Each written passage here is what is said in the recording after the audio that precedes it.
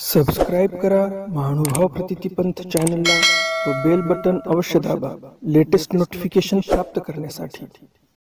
दंडवत प्रणाम। जय श्री कृष्ण।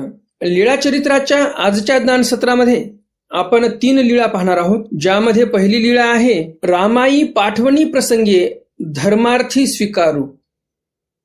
रामाईला पाठवणी देतात देव आणि या प्रसंगावर धर्मार्थी स्वीकारू म्हणजे धर्मार्थ जे लोक आहेत त्यांचाच आम्ही स्वीकार करतो असं स्वामी सांगतात। तर हे निरूपण करण्याची वेळ काय ते स्वामींवर कशामुळे निरूपण करतात? हे रामाई अशी काय वागते की स्वामी हे निरूपण करतात हे पाहण्यासारखं आहे। दुसरी लीळा आहे गळनिंबा वस्ती। स्वामी गळनिंबा इथे मुक्काम करतात आणि भूतानंदाला निनाद करायला लावतात आणि भूतानंदाकडून स्वामी तिथल्या ग्रहांना दौडून टाकतात। तिथे जे काही लिंबाच्या झाडावर भूत राहत होती, जे ग्रह राहत होते, त्यांना स्वामींनी दौडून लावलं, म्हणजे तिथून पळवून लावलं, हकललं तिथून स्वामींनी। तर एका जीवाकडून एवढं मोठं कार्य देवाने करून घेतलेलं आहे। भूतानंद म्हणजे ही एक बाई आहे, एका बाईकडून एवढं मोठं कार्य करून घेतलेलं आहे स्वामींनी। तर कसं कार्य झालं नेमकं, ते भूत कसे पळवून लावले या भूतानंदाने, हे आपण आज पाहणार आहोत। तिसरी लीळा आजच्या ज्ञानसत्रातील आहे दुसरा गळनिंबा मढी वस्ती कोळेश्वरी अवस्थान। गळनिंबाला जातात देव दुसऱ्या, तिथे एका मठामध्ये वस्ती होते आणि कोळेश्वर येथे स्वामींचं अवस्थान होते। तर असे एकंदरीत 3 चरित्र पाहणार आहोत आपण आजच्या या ज्ञानसत्रामध्ये विस्ताराने। तर हे तिन्ही चरित्र तुम्हाला स्वामींचे नक्कीच आवडणार आहेत आणि त्यामुळे लगेचच्या व्हिडिओला लाईक करा आणि जास्तीत जास्त आपल्या वासनिक मंडळीपर्यंत हा व्हिडिओ शेअर करा, म्हणजे त्यांनाही या ज्ञानाचा लाभ होईल। कालच्या ज्ञान सत्रामध्ये मी तुम्हाला प्रश्न विचारला होता, या जीवाची गती कशी आहे, हा जीव कसा आहे, हा जीव कोण्या लायकीचा आहे, कालच्या सत्रातील हा प्रश्न होता। तर या प्रश्नाचं उत्तर काय हे सर्व आपण व्हिडिओच्या शेवटी पाहणारच आहोत। कालचं ज्ञानसत्र कुणी पाहिलं नसेल तर वर आय बटन मध्ये मी तो व्हिडिओ दिलेला आहे, आय बटनवर क्लिक करा आणि तिथे तुम्ही कालचंही ज्ञानसत्र ऐकू शकता। तर मग जास्त उशीर न करता चला तर आज काही नवीन ज्ञानार्जन करूया। दंडवत हो। मी ईश्वरदास महानुभाव सर्वांचं स्वागत करतो आपल्या महानुभाव प्रतिपंथ या युट्यूब चॅनलमध्ये।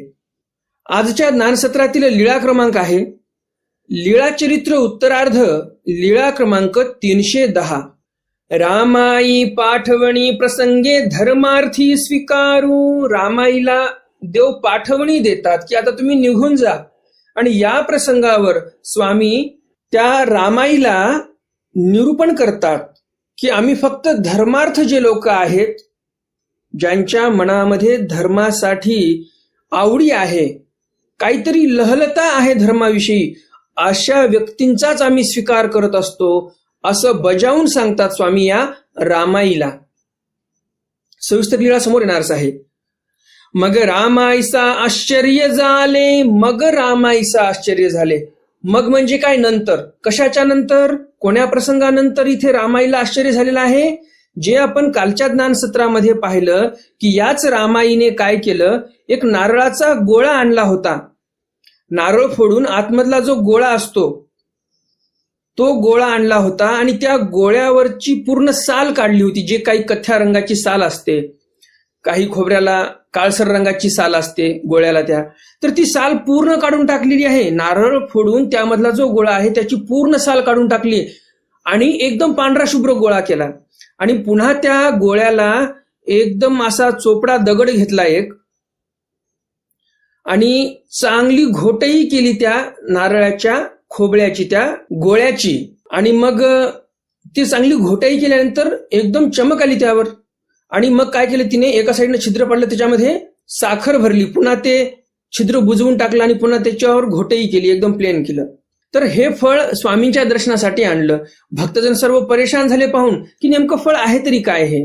स्वामी भट्टोबासांना म्हणतात, ओळखता का तुम्ही हे फळ काय आहे? भट्टोबास पाहतात, म्हणतात हे तर काय आम्हाला ओळखू येत नाही। दुसरे भक्त घेतात, तेही म्हणतात आम्हाला पण काय ओळखू येत नाही हे फळ कशाचं आहे।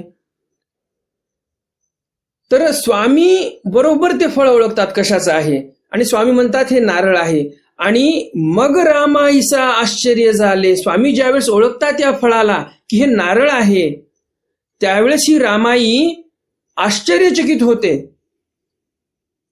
मग रामाईसी म्हणितले, मग रामाईसा म्हणते, जी जी गोसावी मज आपल्या पासी राहो द्यावे.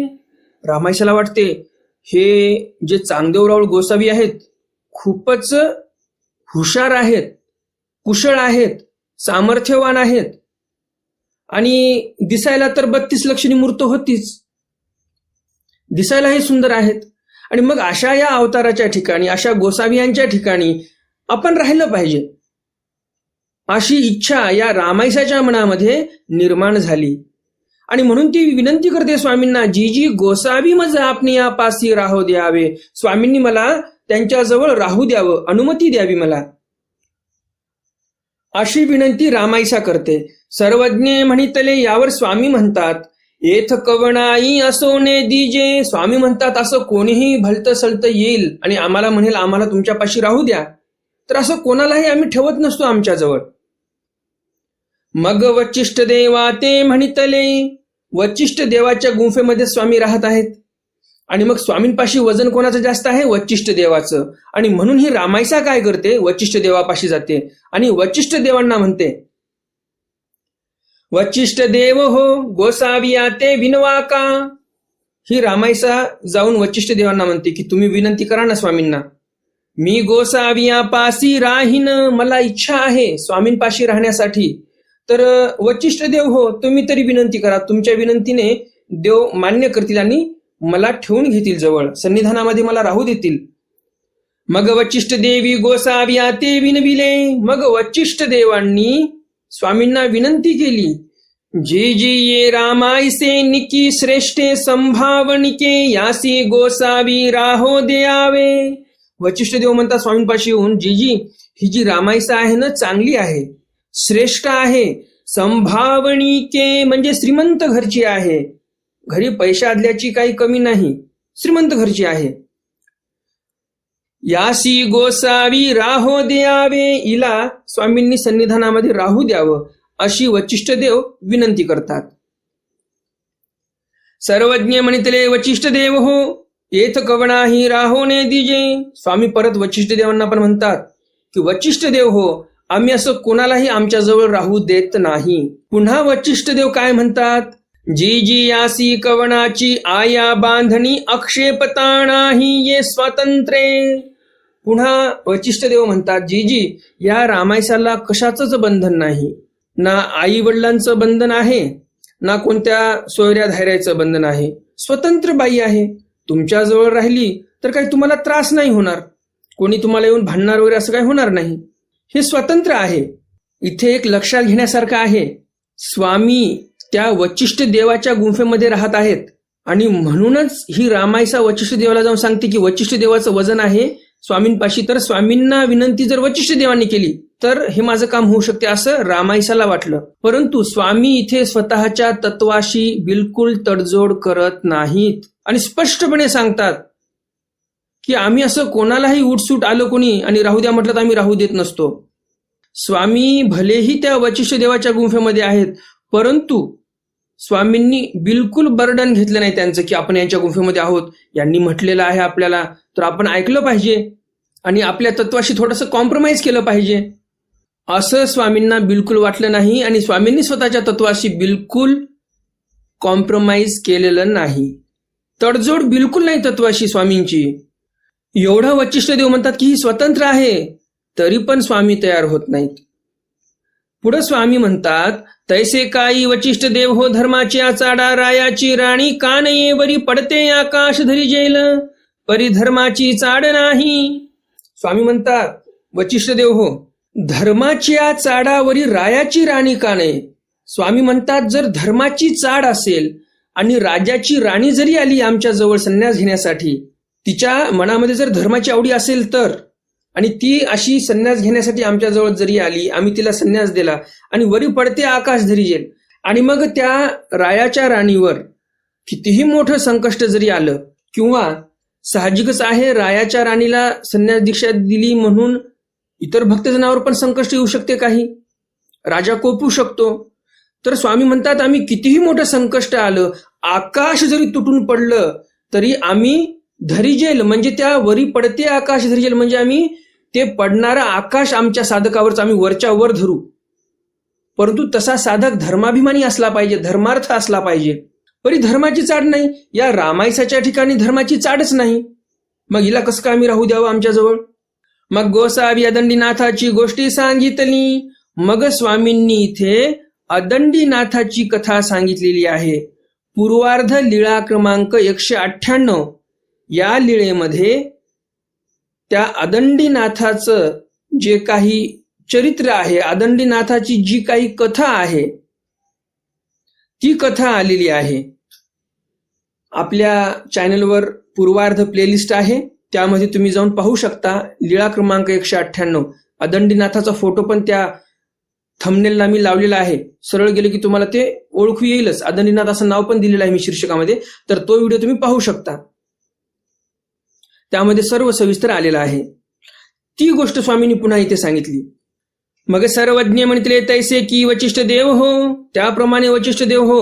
प्राकृता मनुष्याचा ठाई जरी येतुले सामर्थ्य, तरी काय येत येतुलियाही पुरते नाही. स्वामी म्हणतात वचिष्ठ देवांना की प्राकृत माणूस होता तो अदंडीनाथ, त्यांच्या ठिकाणी जर तेवढं सामर्थ्य होतं तर आमच्या ठिकाणी एवढंही सामर्थ्य नाही का? आहे आमच्या ठिकाणी सामर्थ्य, आम्ही सर्व करू शकतो. परी धर्माची चाड नाही. या रामायसाला पण आम्ही स्वतःच्या जवळ ठेवून घेतलं असतं.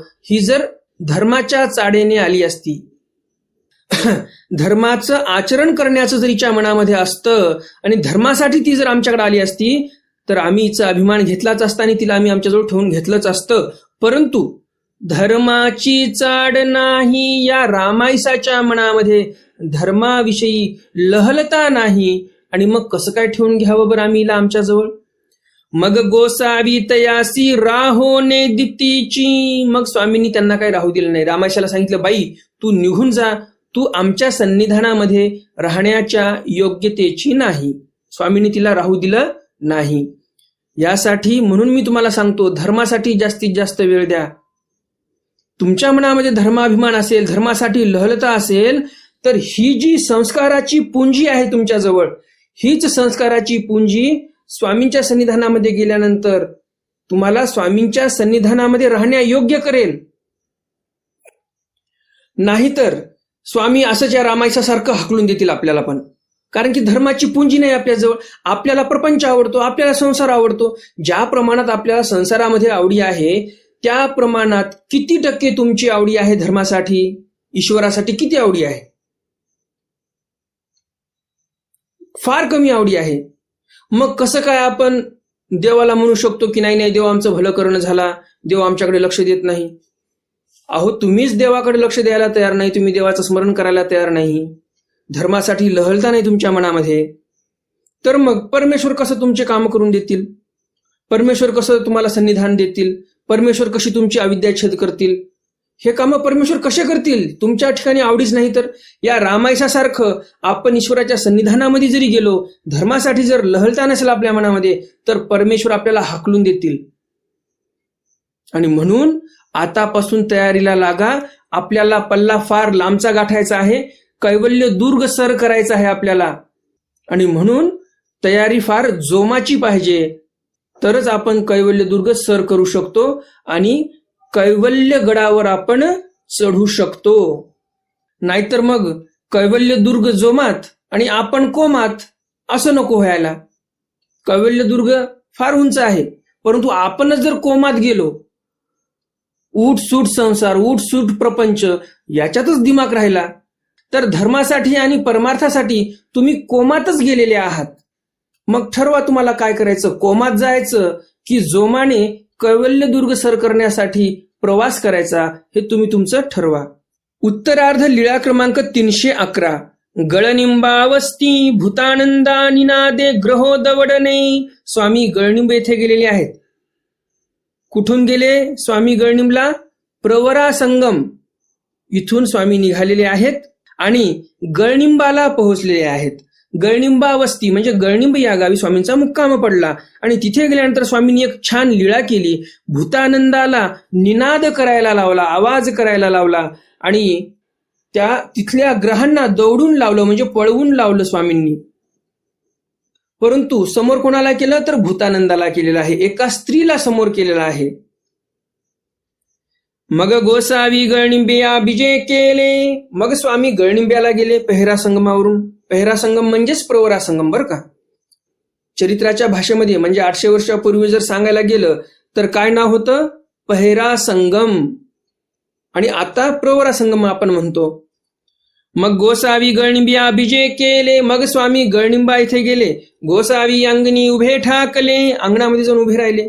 निंबी ग्रह होते, तिथेच एक लिंबाचं झाड होतं आणि लिंबाच्या झाडावर ग्रह होते म्हणजे भूत होते बसलेले.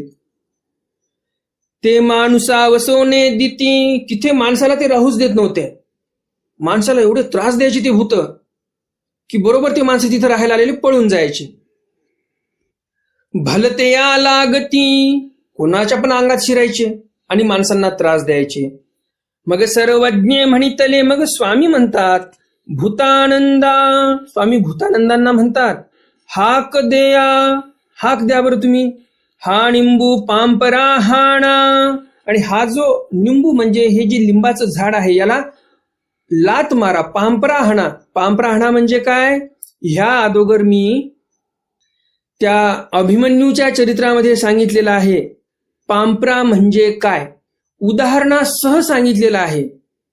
आपले बरेच सुज्ञ दर्शक आहेत, त्यांना आठवत असेल मी काय उदाहरण दिलं. उदाहरण एवढं छान दिलेलं आहे की तुम्ही ते विसरूच शकत नाही. तर उत्तर द्या. आजच्या या ज्ञानसत्रातील अवांतर प्रश्न आहे हा. याही प्रश्नाचं उत्तर प्रत्येकाने दिलेच पाहिजे. प्रश्न आहे पांपरा म्हणजे काय? स्वामींनी भूतानंदाला त्या लिंबाच्या झाडाला पांपरा हाणायला लावला म्हणजे लात मारायला लावली, हे बरोबर आहे. परंतु कोण्या पद्धतीने मारायला लावली? पांपरा म्हणजे काय नेमकं? हा अवांतर एक प्रश्न मी तुम्हाला विचारलेला आहे. आणि व्हिडिओच्या शेवटी पोथी संपल्यानंतर, चरित्र संपल्यानंतर मी वेगळा एक प्रश्न तुम्हाला विचारणारच आहे. मग येथ ग्रह असती ते दवडा. स्वामी म्हणतात या झाडाला पांपरा मारा आणि इथले जे ग्रह आहेत, भूत आहेत ते दौडून लावा म्हणजे इथून पळवून लावा त्यांना. हो काजी. भूतानंद म्हणतात ठीक आहे. भूतानंद घाबरली नाही बरं का, कारण स्वामींचा वरदहस्त आहे, स्वामींची आज्ञा आहे, घाबरायचं काय कारण आहे. आणि म्हणून भूतानंद यत किंचितही न घाबरता स्वामी करा म्हटलं की लगेच त्या कामाला लागल्या. आणि तया स्थिती झाली. भूतानंदाला स्थिती पण झाली. स्वामींच्या त्या शब्दासरीसे स्वामींनी जसं काम सांगितलं की लगेच यांना स्थिती पण झाली. ती हाक देऊनी निबू पापरा हाणी तला. मग भूतानंदांनी हाक दिली आणि पांपरा हाणला त्या लिंबाच्या झाडाला. आणि हा केसरिसा तिही ग्रही आटासू दिधला. भूतानंदाने लाथ मारली लिंबाच्या झाडाला, हाक देऊन लाथ मारली भूतानंदाने. आणि त्या लाते सरीस ती लात मारल्यानंतर लगेचच काय झालं? तिही ग्रही आटासू दिधला. जसं भूतानंदाने हाक दिली आणि लात मारली की लगेच भूतांनी पण आटासू दिला म्हणजे त्यांनी पण मोठा आवाज केला भूतांनी पण. आणि निघाले. आणि सर्व ते भूताची जी टोळी होती लिंबाच्या झाडावरची ती निघाली तिथून. त्यांनी ते लिंबाचं झाड सोडून टाकलं. त्यांचं जे घर होतं इतक्या वर्षापासून त्या घराचा त्यांनी त्याग केला, कारण लोकांना राहूच देत नव्हते, ते लोकांना त्रास द्यायचे. आणि म्हणून स्वामींनी त्यांना तिथून हाकलून लावलेलं आहे. मग गोसावियासी तिये महालक्ष्मीचा देऊळी वस्ती झाली. तिथे जे महालक्ष्मीचं मंदिर होतं तिथे स्वामींना मुक्काम झालेला आहे. इतक्या वेळ स्वामी कुठे उभे होते? या महालक्ष्मीच्या मंदिराच्या समोर जे अंगण होतं त्या अंगणामध्येच, त्या पटांगणामध्येच एक लिंबाचं झाड होतं आणि त्या लिंबाच्या झाडावरचे भूत हाकलून लावले. स्वामी त्या अंगणामध्येच उभे आहेत. ही सर्व लीळा या अंगणामध्ये उभं राहूनच झालेली आहे. आणि मग स्वामी त्या गळनिंबाच्या महालक्ष्मीच्या देऊळी म्हणजे मंदिरामध्ये गेले आणि वस्ती झाली. तिथे स्वामींचा मुक्काम झाला. गावीच्या लोका अवघेया आश्चर्य झाले. गावातील सर्व लोक, गळनिंबी या गावातील जे लोक होते त्यांना आश्चर्य वाटलं की या झाडावरची भूत कोणालाच राहू देत नव्हते. ह्या लिंबावरची भूत फारच बेकार, आलं त्याला त्रास द्यायचे, कोणाच्याही अंगात प्रवेश करायचे, कोण्याही माणसाला झपाटून टाकायचे. तर अशा ठिकाणी हे माणसे येऊन राहिलेत आणि म्हणून या सर्वांना आश्चर्य वाटते गावातील लोकांना. उत्तरार्ध लीळा क्रमांक 312. दुसरा गळनिंबा मढी वस्ती कोळेश्वरी अवस्थान. दुसरा गळनिंबा हे अगोदरचं जे गळनिंब आहे हे वेगळं गाव आहे आणि दुसरे एक गळनिंब नावाचं गाव होतं. तर त्या दुसऱ्या गळनिंबा म्हणजे दुसऱ्या गळनिंब्याला देव गेलेत. तिथे एक मढ होता आणि त्या मढामध्ये वस्ती म्हणजे स्वामींचा मुक्काम झालेला आहे. कोळेश्वरी अवस्थान, तिथे एक कोळेश्वराचं मंदिर होतं, म्हणजेच महादेवाचं मंदिर होतं आणि त्या मंदिरामध्ये स्वामींचं अवस्थान झालेलं आहे. तिथे स्वामी राहायला लागलेले आहेत.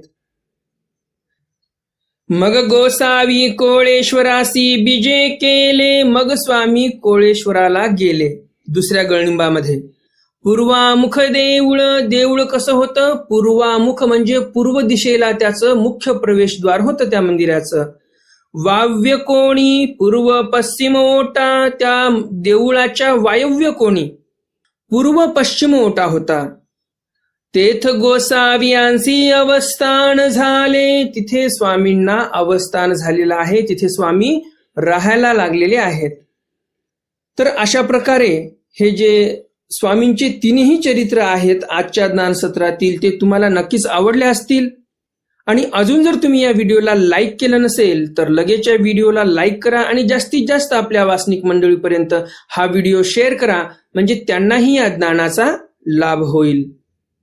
आजच्या ज्ञानसत्रातील प्रश्न आहे, स्वामींनी रामाईसाला सन्निधानामध्ये का राहू दिलं नाही? ह्यावरून आपण काय शिकवण घेतली पाहिजे आणि आपण कोण्या तयारीला लागलो पाहिजे, हा आजच्या ज्ञानसत्रातील प्रश्न आहे. हा एक प्रश्न झाला आणि अवांतर मध्येच मी एक प्रश्न विचारला की पांपरा म्हणजे काय. तर असे 2 प्रश्न आहेत. तर या दोन्ही प्रश्नाची तुम्ही नक्कीच उत्तर देणार अशी अपेक्षा आहे. कालच्या ज्ञानसत्रातील प्रश्न होता, या जीवाची गती कशी आहे? हा जीव कसा आहे?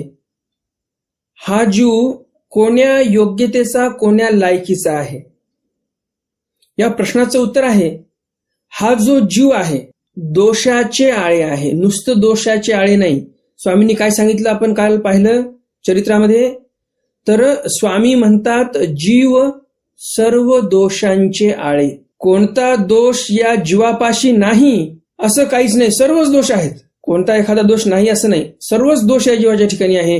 जीव हा सर्व दोषाचे आळे आहे. या जीवाची गती पण अशी आहे की त्याला नरकाकडे जावं असं वाटते. अधगती आहे. अध म्हणजे खाली नेणारी गती.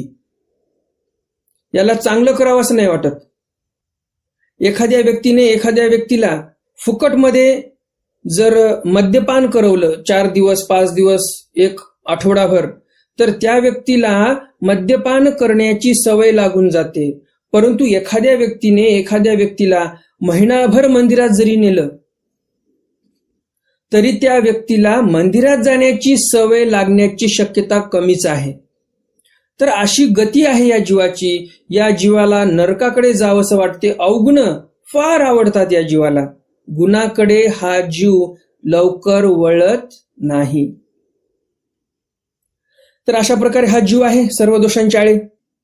तर मग भेटूया उद्याच्या ज्ञानसत्रामध्ये सर्वज्ञ श्री चक्रधर स्वामींच्या काही नवीन चरित्रासह, ज्यामध्ये परसनायका स्थिती मरणी वानरादी संबोखू. परसनायक मरतात. फारच सुंदर लीळा आहे. परसनायक मरतात आणि परसनायकच पुन्हा रडायला लागतात की मी मेलो म्हणून. तुम्हाला ऐकूनही आश्चर्यच वाटलं असेल, परंतु आश्चर्यकारकच असं चरित्र आहे हे. तर असं हे आश्चर्यकारक चरित्र आपण उद्याच्या ज्ञानसत्रामध्ये पाहणारच आहोत. तर मग भेटूया उद्याच्या ज्ञानसत्रामध्ये सर्वज्ञ श्री चक्रधर स्वामींच्या एका आश्चर्यकारक चरित्रासह. तोपर्यंत दंडवत प्रणाम. जय श्री कृष्ण. दंड